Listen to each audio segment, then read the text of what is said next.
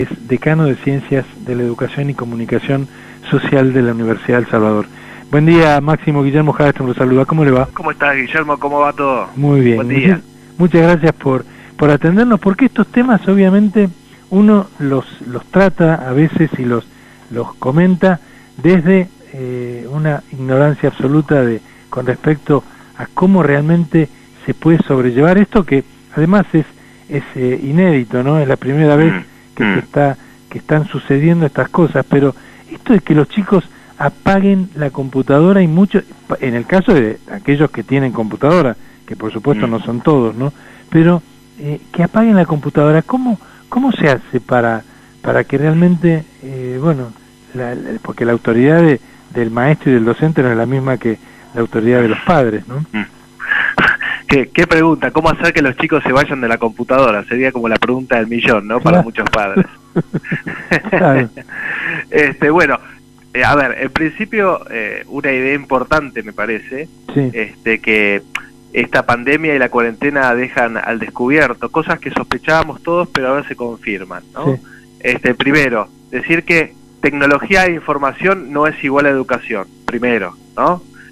Tal vez en la década del 90, cuando las primeras PCs empezaban a tener auge y empezaban a asomar en las escuelas, creíamos que informatizar era sinónimo de educar y de aprender, ¿no? Y sin soslayar el invalorable aporte que tiene una computadora en la experiencia de un chico, evidentemente no es lo mismo, ¿no? Claro. Acá hay algo que está sucediendo, que es que los chicos tienen un déficit enorme, que es la importancia del factor interpersonal y la presencialidad, el rol del maestro, el maestro presente, que es el que guía, el que acompaña, y esto los chicos lo sufren. Y por eso, de alguna manera, cuando discutíamos en la previa, digamos, de esta entrevista, están de alguna forma, entre comillas, quemados ya los chicos, ya están cansados de estar frente a una computadora, ya están agotados del Zoom, del Google Meet, etcétera, etcétera, y tenemos que empezar a pensar nuevas estrategias, ¿no?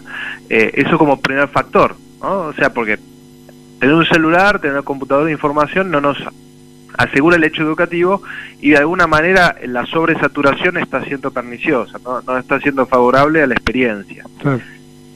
Esto nos lleva a tal vez al punto que vos me estás preguntando, ¿qué hacer? ¿No? Bueno, acá hay una mala noticia para todos. Los adultos tenemos que trabajar muchísimo más en esta época. Más allá de los memes de TikTok o de Facebook que dice tú puedes, fuerza, vamos a salir, sí. En el día a día los adultos tenemos que comportarnos como adultos y asumir ese rol, ayudando a los colegios, a las escuelas, en eso que es educar a nuestros hijos, y en lo que es el enorme acompañamiento emocional que tenemos que tener. Yo creo que la contención emocional y el acompañamiento es fundamental, sobre todo para los más chicos, que pueden entender muchísimo de tecnología, pueden jugar muy bien a la PlayStation, o operar una PC, pero no son conscientes de ese déficit que están teniendo, ¿no? De que para ellos en realidad la escuela es una segunda casa y en muchos casos una primer casa que hoy no está. Entonces, adultos acompañando. ¿Y cómo acompañamos? Bueno, todos los días observando cómo están nuestros hijos, si están alegres, si no están alegres, si están deprimidos. Hay muchos chicos con depresión, si están desalentados, y ayudándolos a organizar sus horarios y sus tiempos, más allá de las agendas de los colegios, que tienen horarios para las videoconferencias, y para las actividades, y para los trabajos que tienen que entregar. Bueno, ¿cómo hacemos? Bueno, cumpliendo con el colegio, bueno, la PlayStation un ratito, no todo el día, no toda la tarde, ¿sí? Ya sabemos que es un espacio a veces de encuentro, pero un ratito, no más de una hora, un ratito por día, ¿no? Y luego hacer otra cosa, y en esa otra cosa acompañarlos a ellos. O sea, nos sentamos a dibujar, nos sentamos a jugar a las cartas, nos sentamos con ellos a conversar, a mirar una película juntos, ¿sí? No solos ellos, no abandonados, ¿no? En la habitación. Tenemos que estar más fuertes y presentes que nunca en la vida de nuestros hijos, ¿no? Eso como punto para mí fundamental. Poner horarios para tabletas y PlayStation. Ordenarlos de alguna manera. Organizarles la cabecita. Claro. El sentido de continuidad fue muy importante, Guillermo. En marzo la hecatombe total, pensamos que se terminaba el mundo, ¿no? Bueno, ¿qué vamos a hacer ahora? Bueno, después tuvimos sentido de continuidad. Las agendas de Zoom, las agendas de Google Meet nos dieron ese sentido de continuidad. Bueno, ahora frente a la saturación, ¿qué hacemos? Bueno, tenemos que variar, encontrar variantes en nuestra vida cotidiana. Y luego, como otra idea que ofrezco, es dentro de las normas de sanitización y distanciamiento físico, generar espacios de encuentro personal. Hoy, por lo menos en algunos espacios de AMBA, está permitido ir a las plazas, sacar a las mascotas, que se junten niños hasta 4 o 5, a veces que se encuentren con un amiguito a jugar a la pelota, obviamente con distancia, sin vulnerar las normas de sanitización, pero sacarlo del espacio, digamos, de la pantalla y del espacio del encierro. Las experiencias son fantásticas. De hecho, hay organizaciones que ahora están coordinando, por ejemplo, para los jardines de infantes, hacer las actividades de los jardines en casas privadas, ¿sí? Entonces, con una coordinación, van de a 10 chicos o de a 8 chicos y hacen las actividades en los jardines de las casas, ¿no? Y eso es una alternativa. Por ejemplo, en la zona de Pilar, que hay muchas casas con parques grandes, bueno, lo que se hacía en el jardín se hace en grupo pequeño en el espacio privado de la casa, donde se pueden controlar mucho mejor las normas de sanidad, ¿no? y de higiene para evitar los contagios. Así que hay alternativas, ¿no? Pero de alguna manera restringir o generar un espacio más heterogéneo, más heterodoxo que solo la mirada frente a la pantalla. Porque lo que a mucha gente le llama la atención, y ayer una persona me decía con bastante criterio, me pareció, ¿no? Los chicos, los chicos y los no tan chicos, ¿no? Porque chicos de por ahí los últimos años del colegio primario y sobre todo del colegio secundario ya no son tan chicos, pero relacionan o tienen muy, de alguna manera, intelectualizado el tema de que, bueno, la computadora es algo para distracción. Ellos utilizan la computadora, saben todo, manejan la tecnología de una manera fantástica, pero siempre la utilizan cuando quieren, para lo que quieren, generalmente para tareas que los divierten, que los distraen, etcétera, y no lo relacionan tanto con esto de primero la obligatoriedad del colegio y la obligatoriedad de, bueno, si una clase, todos hemos ido en algún momento al colegio y para el que le gustaba una materia u otra materia, la materia que no le gustaba, la hora de clases a veces se hacía interminable. Bueno, al tener la posibilidad de irse en un momento o poner un salvapantalla, evidentemente los niños han optado por la segunda opción, ¿no?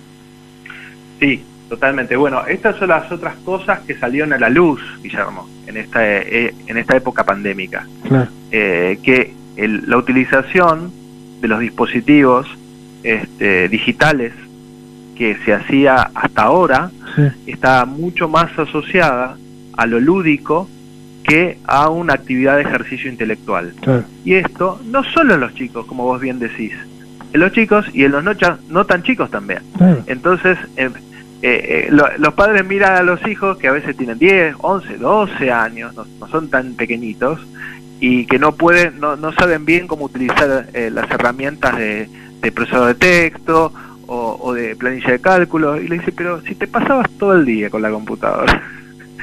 Claro, pero no en esas aplicaciones. Haciendo otras cosas, claro, ¿no?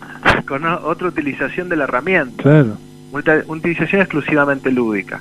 Por lo cual, otra de las cosas que se produce, y de manera muy acelerada en el mundo, en estos 6 meses, es, por un lado, la incorporación del dispositivo móvil o el equipamiento PC como una herramienta de aprendizaje ya mucho más consolidada. Sí. O sea, la educación a distancia era algo tibio, que tal vez en Europa y en Estados Unidos estaba más fuerte, pero ahora en América Latina toma digamos, una presencia mucho más importante en estos meses, por motivos obvios, sí. No hay otra forma de estudiar. Sí. Por lo cual, a partir de ahora, yo creo, y esto es hacer un poco de futurología, Guillermo, pero muchas instituciones van a empezar a utilizar la educación a distancia ya como una cosa incorporada. Claro. Y por otro lado, el teletrabajo en los grandes, ¿sí? Que era algo restringido, digamos, a un sector, a pocas empresas, tal vez también de los países más desarrollados, y no tanto aquí. Y hoy obviamente el uso es extensivo y se va a quedar. Sí, son situaciones que se han dado a pesar seguramente de muchos de nosotros por el tema de la pandemia, y así lo ha exigido este virus tan fuerte, pero evidentemente han tenido algo de bueno y se han quedado y se van a quedar. Entonces, obviamente, me parece que en lo que hay que trabajar es en tratar de perfeccionar la mayor cantidad posible de temas que estén por ahí flojos, como para, además, no sabemos exactamente hasta cuándo esto va a durar, porque en Europa estamos viendo que empiezan los rebrotes. Entonces, si nosotros, y ojalá que acá nunca suceda, pero estamos casi terminando un año lectivo, pero no sabemos si puede haber un rebrote y si vamos a tener que volver a esta situación. Entonces, ojalá se vuelva a una presencialidad cuanto antes, pero mientras que esa posibilidad no esté, hay que ir perfeccionando esta, ¿no? Sí, la realidad es que no hay una pauta, una definición clara. Yo creo que desde las mismas instituciones del Estado tampoco hay una claridad, y es lógico que sea así, porque no hay claridad en el mundo. Fijémonos, como vos decías, lo que pasó en Inglaterra, ahora vuelven con algunos encierros, lo que pasó en Italia, España, etcétera. Todo parecería indicar que este año va a terminar de esta manera, ¿sí? Sin un regreso a las aulas, por más que los chicos lo piden, sobre todo, como vos decías antes, los de quinto año del secundario y los del último año del trayecto primario, pero todo parecería indicar que no se va a regresar, y que por lo menos una gran parte del año próximo va a ser una modalidad mixta, ¿no? Donde tal vez no todos los días, tal vez no todos los chicos, se irá encontrando un modelo. Pero, digamos, volviendo a lo que vos decías recién, las computadoras, las aplicaciones de software, todo lo que compone la era digital, digamos, los dispositivos móviles, en realidad son solo herramientas. Y creo que lo que expone la pandemia, lo que deja a la luz, lo que muestra, es que había en algunos casos una buena utilización del dispositivo y en otros casos una utilización un poco desviada, digamos, en donde no se potenciaba, no se aprovechaba todas las capacidades de estas herramientas. Y hoy, de alguna manera, forzados todos estamos aprendiendo, vos, yo, mi hijo, todos los padres, los maestros, los abuelos, todos estamos aprendiendo, bueno, qué cosas buenas tiene esto y estas herramientas, qué cosas nos amplifican como personas y qué cosas de alguna manera nos limitan, ¿no? Y el estrés de la pantalla, digamos, es una limitante. Obviamente, que volviendo a nuestra idea, tenemos que aprender a moderar, ¿no? A complementar. A dosificar tal vez la cosa como para que esto se haga llevadero, y en los momentos en donde realmente uno tiene que estar, o los chiquitos en este caso, y también los grandes, ¿no? X cantidad de tiempo frente a la computadora, forzosamente y no por distracción o porque tenemos ganas, que bueno, lo podamos aguantar, ¿no? Absolutamente. Y vos fíjate, con tus hijos, sobrinos o niños que estén alrededor tuyo, cuando tienen la posibilidad de tener un encuentro más cercano con alguien, la felicidad que tienen. Eso es una manifestación de una necesidad. ¿No? De ese entusiasmo, de decir, ¿pero por qué estás tan entusiasmado por ir a la plaza? Y bueno, porque hay perritos, porque hay mascotas, porque hay personas, porque hay aire, y lo puedo hacer. Entonces, bueno, como decís, dosificar, equilibrar.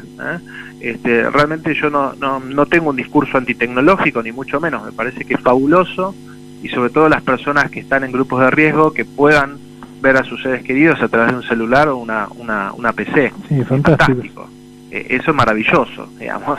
¿Por qué, Máximo, se hace tanto hincapié en los extremos, ¿no? Tanto los chiquitos que comenzaron su ciclo, que pasaron del jardín de infantes al primer grado, que se supone que es el año en donde concretamente comienzan a aprender a leer y escribir, que es una de las, es casi el pilar de lo que después va a ser toda la educación, y además también en los finales de ciclo, tanto el primario como el secundario. ¿Por qué allí se pone tanto foco?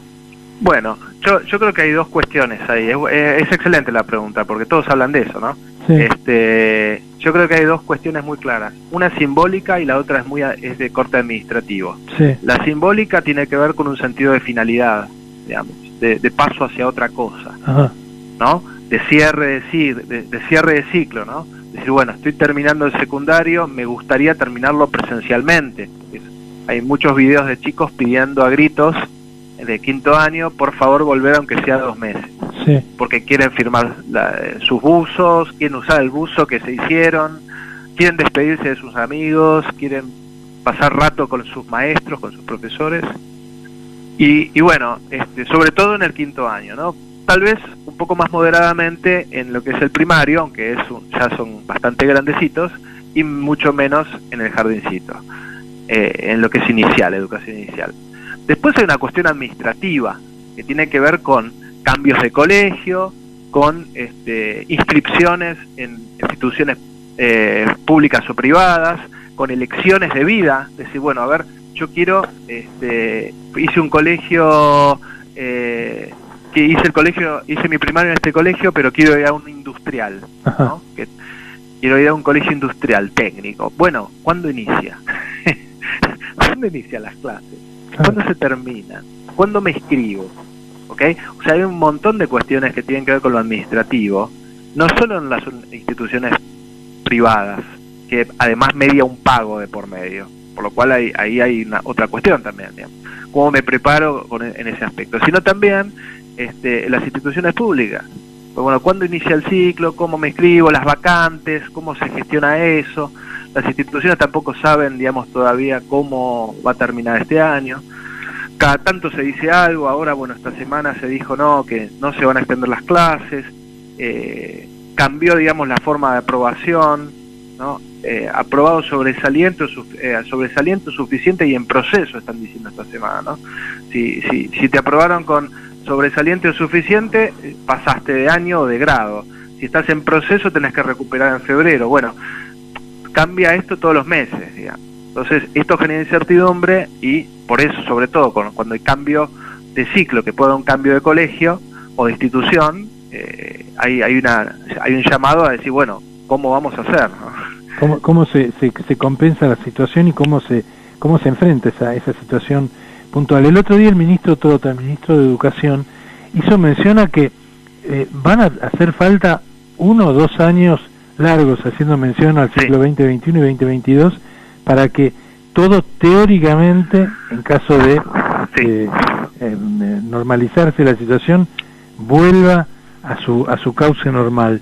Esto, por ejemplo, para el sector terciario, para el nivel terciario, ¿es algo que puede alterar incluso el normal funcionamiento de las universidades, o este tema es más preocupante en los ciclos primario y secundario? No, yo creo que afecta a todos por igual y en distintas formas, digamos. A ver, nos afecta a todos, pero en distintas formas, eso es lo que quise decir. Sí, sí. Primero, sobre los plazos, me parece que lo que dice el ministro es bastante coherente. Yo leía una nota que dio Bill Gates hace unas semanas atrás, y él, no sé si la viste, pero consideraba, seguro que sí, consideraba que... La leí el otro día, me pareció interesantísima. Que para que todo quede igual que antes, espectáculos públicos, con público presente, fiestas, reuniones sin límites, va a pasar todo el 2021 para lo que sería el mundo desarrollado, ¿sí? Hacia fin del año próximo, con una vacuna ya estaría casi una normalidad como la conocíamos, con alguna variante, y todo el 2022 para el resto del mundo. Lo cual tiene su lógica, porque obviamente cuando se produzcan las vacunas en masa, primero los países centrales las van a comprar, toda la producción, y después van a ir derramando al resto de los países, por lo cual entre que llega la vacuna, se se inocula y, digamos, empieza a generar, digamos, yo no soy experto en epidemiología, ¿no? Pero hasta que se empieza a estabilizar, digamos, la pandemia, y claramente podemos estar hablando del fin del 2022. Ahora, esto no nos tiene que asustar, digamos, así como pudimos, digamos, transcurrir este año en una buena forma, vamos a poder todos en el sector educativo encontrar una buena forma para enfrentar los próximos 2 años, con las herramientas y con los procedimientos que se irán ajustando conforme vaya evolucionando la pandemia. Sin duda.